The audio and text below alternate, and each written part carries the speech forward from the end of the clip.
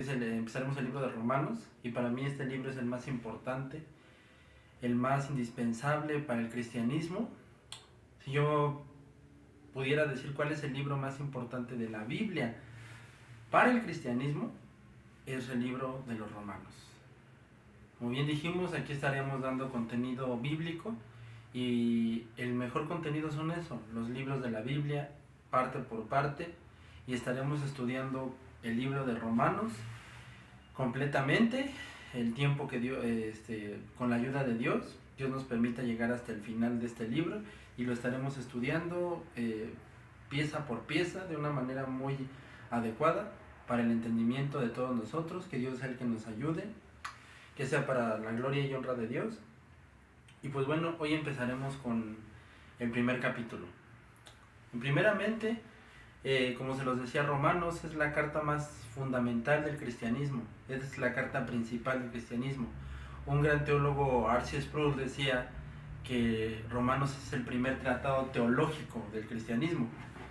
Y bueno, Romanos tiene varios puntos a tratar. Una breve introducción, quiero decirles, sería esta, que es un enfoque espiritual, es decir, que esta epístola es la historia de la iglesia, la conversión y preparación de uno de los más grandes hombres después de Jesucristo, que sería el apóstol Pablo, el falso, los lectores y los antecedentes, el fundamento y el carácter de la iglesia, la razón para la que se establecieron y darles esa verdad y continuidad, y sobre todo para una verdadera definición de la verdad. Sus marcas de autoridad y la llamada o el llamado de por qué el apóstol Pablo es llamado precisamente a escribir esta carta, porque él es llamado. Ese es el significado de la palabra evangelio. Veremos el significado de la palabra evangelio, el razonamiento, las promesas, las profecías, el por qué, cuál era la razón de que Cristo fuera el principio y el centro de todo. ¿Por qué que el Señor Jesucristo tarda en venir? ¿Por qué en el Antiguo Testamento está ya escrito el Evangelio y la suficiencia y autoridad de la palabra de Dios? La debilidad declarada, el poder de la carne, la pecaminosidad, muchas dudas que el ser humano tiene acerca de Dios, acerca de por qué actúa de tal manera, por qué se conduce Dios de tal manera. Muchas de ellas están aquí y muchas de ellas nos enseñan y veremos por qué es que ocurren. ¿Por qué pertenecemos a Cristo nosotros ya como hijos de Dios, los que lo hemos aceptado y hemos nacido de nuevo? Y los que no, pues les pedimos que por favor vengan a Cristo. Breve paréntesis. ¿Qué más? La doctrina práctica como cristiano, el deseo de Pablo por visitar Roma, la actitud de Pablo hacia el trabajo como cristiano, la genuina modestia de Pablo, el método lógico, como también vemos como Dios no es como quizás la religión nos lo puede enseñar, sino que Dios tiene una manera muy perfecta y adecuada de moverse y de enseñarnos a entender su palabra, y es una manera lógica. Muchas veces hay gente que dice, es que Dios solamente es ilógico.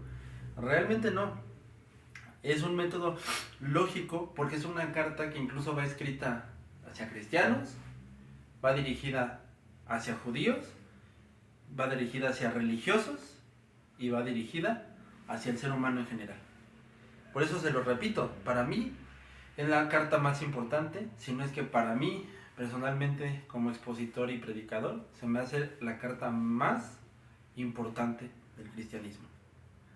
Para mí es uno de los libros más importantes y la carta fundamental como para el cristianismo, por todo el contenido, por todas las cosas que tiene, la naturaleza de Dios y finalmente el rechazo de Dios, la idolatría y mitología para todos aquellos que no lo quieren aceptar, cómo Dios es justo para condenar y la reverencia ante Dios de la Biblia, cómo Dios los abandona, la ley judicial, la ley establecida y la necesidad del poder de Dios en cada una de nuestras épocas.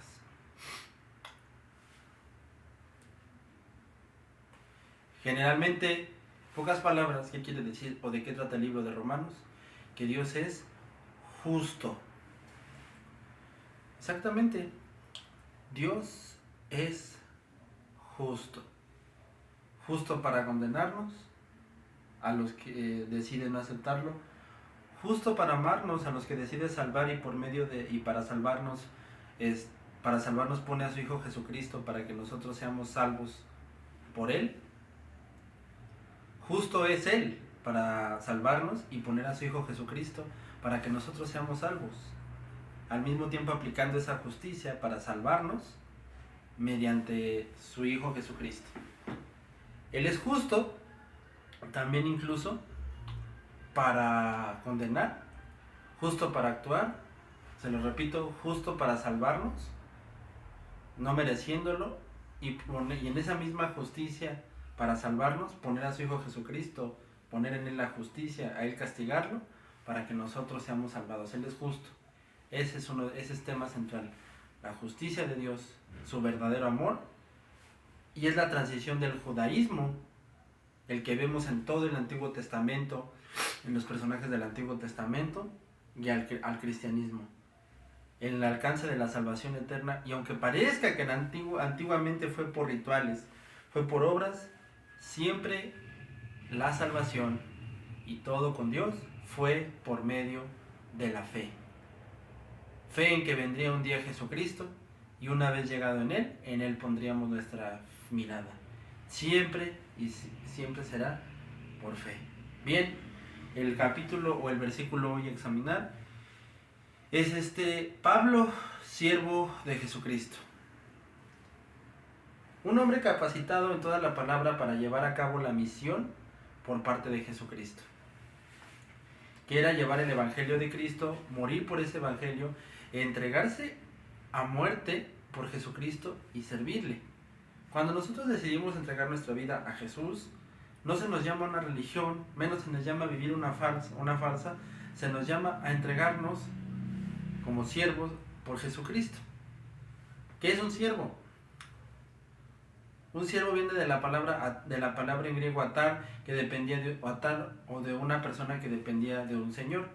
Es decir, un kyrios kaiser en el hebreo, que quiere decir señor absoluto.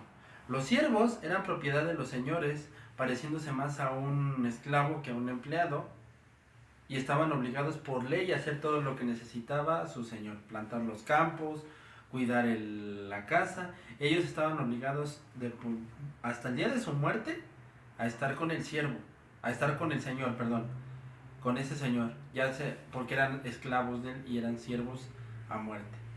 Y el siervo o el señor tenía la obligación de cuidarnos, por eso no eran sus esclavos, eran sus siervos. Como bien lo vemos, eso es lo que quiere decir un siervo. Ahora, Jesucristo fue un siervo también, o simplemente, como dicen, ¿no?, fue nada más Dios. Realmente la Biblia nos hace ver o nos demuestra que en efecto fue también un siervo como cada uno de nosotros, porque Él, siendo Dios Todopoderoso,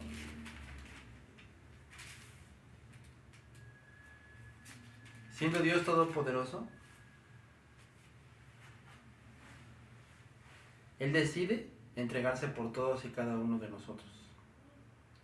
Él decide morir en la cruz por todos y cada uno de nosotros.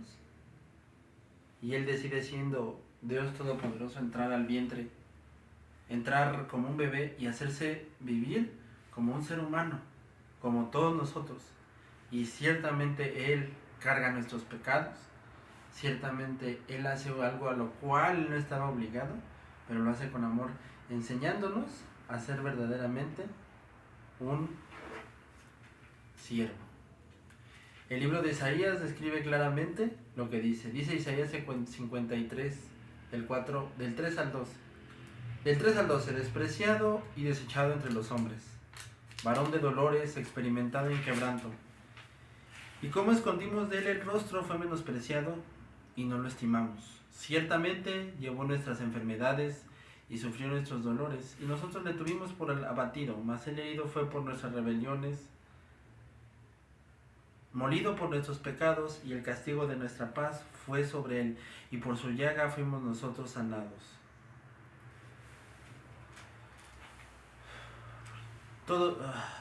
Angustiado y afligido, no abrió su boca cuando fue llevado a la crucifixión.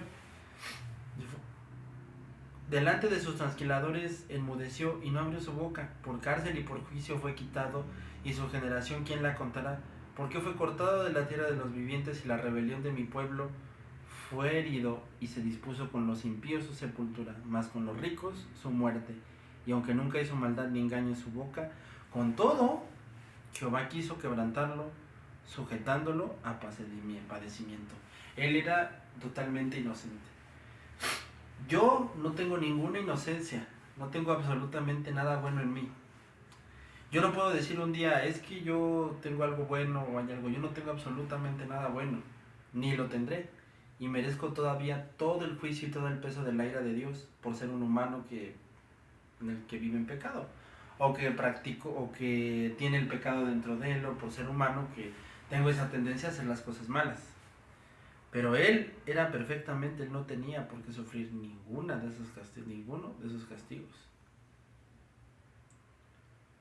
Por eso dice el Señor, por tanto yo le daré parte con los grandes, y con los fuertes repartirá despojos, por cuanto derramó su vida hasta la muerte, y fue contado con los pecadores, habiendo él llevado el pecado de muchos, y orado por los transgresores. Así como Jesucristo fue el siervo por amor, Dios manda a que entreguemos nuestra vida por Él. Que entreguemos nuestra vida por Él. ¿Cómo?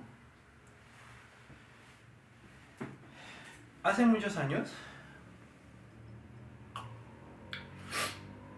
en los primeros 300 años del cristianismo, cuentan de una persona que se llamó Policarpio, uno de los primeros pastores de la era cristiana, de los primeros cristianos, y cuentan que este hombre se le exigió, solamente queremos que rechaces a Jesucristo como tu Salvador y tu Señor, y que reconozcas que el César de Roma es el único Dios. Reconoce que César es Dios y tú serás completamente salvo. Y Policarpo dijo, 84 años Dios nunca me ha dejado. 84 años el Señor Jesucristo nunca me ha abandonado. ¿Por qué crees que yo lo abandonaré ahora? Y le volvieron a repetir, solamente acepta a César y niega a Cristo. Y él dijo, ¿por qué me amenazas? Si me vas a matar, hazlo ya. Pero yo hasta el último día de mi vida, hasta el último aliento, hasta el final, yo seré siervo de Jesucristo y daré mi vida por Él. Dicen los historiadores que lo pusieron en una hoguera, lo quemaron y que las llamas no lo alcanzaron. Tuvieron que atravesarlo con una lanza porque las llamas no lo podían tocar. Y dicen que en sus mismos dolores dijo, gracias Señor, porque me permites sufrir las penalidades contigo. Ese es el verdadero cristianismo al que Dios nos llama. Muchas veces, tal vez hoy en día, mensajes populares dicen que el cristianismo es una moda, que el cristianismo es algo bello y es algo hermoso. Y es una verdad. Pero lo entienden con un enfoque totalmente distinto y totalmente mal al que Jesús nunca dijo. Jesús jamás dijo, prepárense para vivir una vida sin problemas, o prepárense para vivir algo que les va a dar una alegría sin igual. Jesucristo dijo claramente que la vida del cristiano tenía que ir acompañada de tribulaciones, de dolores, y que no importa lo mucho que hayamos hecho, nuestro mayor mérito es el de servir a Jesucristo. El apóstol Pablo dijo en Filipenses 4:7, aunque yo tengo también de qué confiar en la carne, si alguno piensa que tiene que confiar en la carne, yo más. Decía el apóstol Pablo, soy circuncidado en el 8º día, es decir, un judío muy religioso. De la tribu de Benjamín, tenía su linaje. Hebreo de hebreos, en cuanto a la ley fariseo y en cuanto a serlo perseguidor de la iglesia, no un perseguidor de cristianos. En cuanto a la justicia que es en la ley irreprensible, pero cuántas cosas eran para mí ganancias, las he estimado como pérdida por amor de Cristo. El que ahora era uno de sus más grandes predicadores de Cristo, era uno de sus más grandes heraldos, un día fue uno de los más grandes perseguidores del Evangelio de Cristo. Un día fue un enemigo directo de Jesucristo. Y Jesucristo lo amó siendo lo que era. Porque sabía que un día él sería uno de sus hijos. Sabría que un día él escribiría la carta más importante del cristianismo. Y aún así lo amó. Y aún así sabía quién era Pablo. Por eso Pablo decía, lejos esté de mí gloriarme. Él se pudo haber vuelto muy famoso, era un excelente orador, era un excelente teólogo, era un excelente maestro. En los gobiernos lo admiraban, en todos lados lo respetaban, lo admiraban porque sencillamente su fama era algo descomunal, su vida era algo descomunal, era algo increíble. Pero él dijo, no hay gloria para mí, todo es de Cristo. Porque Cristo Jesús, ni la circuncisión, es decir, ni los ritos religiosos, ni mi mantra, ni irme de rodillas a la villa, ni irme a adorar ídolos, ni ir a cumplir ningún acto religioso, vale, sino una nueva creación. Esa fue la vida del apóstol Pablo, el cual fue llamado a ser siervo de Jesucristo, el cual escribe esta carta a todos nosotros, hijos de Dios, cristianos, para anunciarnos las maravillas del Evangelio de Dios, para que entendamos quién es Él, para que entendamos cómo Él fue un siervo, fue un esclavo a la vida de Cristo, fue un siervo para todos y cada uno de los hermanos en Cristo, fue un siervo para la iglesia, fue un pastor, fue un maestro, fue alguien que su vida le entregó para servir a Jesucristo, para que nosotros una vez ya siendo cristianos, ya siendo regenerados, ya siendo y entendiendo las cosas como cristianos, entendamos que ahora esa es nuestra vida, ahora que hemos venido a Cristo, esa es nuestra razón, esa es nuestro motivo y esa es nuestra vida, tal cual una vez lo ha hecho y lo ha entendido Pablo. Jesucristo es la razón de que Él sea un siervo para Él y para su gloria. Esa es la razón por la que Él está escribiendo, porque Él es un siervo de Jesucristo. Esa es la razón por la que Él sufrió, esa es la razón por la que Él fue a la muerte, y esa es la razón por la que Él vivió para la honra y gloria de Dios, como buen siervo de Jesucristo. Porque una vez que somos sus hijos de Dios, ya siendo cristianos por el sacrificio de Jesucristo, creyendo en Él por fe, ahora somos sus siervos. Ese es el llamado ahora, una vez siendo cristianos, correr hacia Jesucristo, porque en Él tenemos todo. Él es nuestra salvación y Él es nuestra vida. Y ese es como Pablo se refería a Él, el que fue el motivo de su predicación, el que fue el motivo de su vida, el que fue el motivo de todo fue Cristo. Una persona como Él, que vivió exactamente nada más en un principio para sus propios fines, para sus propios deseos y para sus propios anhelos, ahora estaba viviendo únicamente para Cristo, haciendo las cosas para Cristo. Él decía, yo un día caminé como niño, yo viví como niño, yo iba para allá y para acá y hacía muchas cosas, pero eso ya se terminó, porque ahora únicamente vivo por Cristo Jesús, como buen siervo de Jesucristo, maestro y teólogo y tantas cosas que fui, ahora solamente soy siervo de Jesucristo. Y bien, hemos llegado al final de esta principal exposición. Yo les pido que sigamos orando, les pido que sigamos creciendo en fe y estudiando y conociendo cada vez más a fondo esta carta a los romanos, y con la ayuda de Dios estudiaremos todo el libro de Romanos, pasaje por pasaje, exposición por exposición, de una manera muy profunda, muy profunda, porque esa es la palabra de Dios que bendice, más dulce que la miel, más perfecta que el oro y que convierte el testimonio, porque lo que te va a convertir es el testimonio de la palabra de Dios, no mi testimonio, que eso es lo perfecto, predicar este perfecto evangelio, esta perfecta gloria de Jesucristo, porque eso es lo único más importante, la gloria de Dios predicada en su palabra, en su perfecta palabra de Dios, en estas páginas tan hermosas de la Biblia, en estas páginas de este precioso libro que es la palabra de Dios, para gloria y honra de Dios. Dios te bendiga y amén.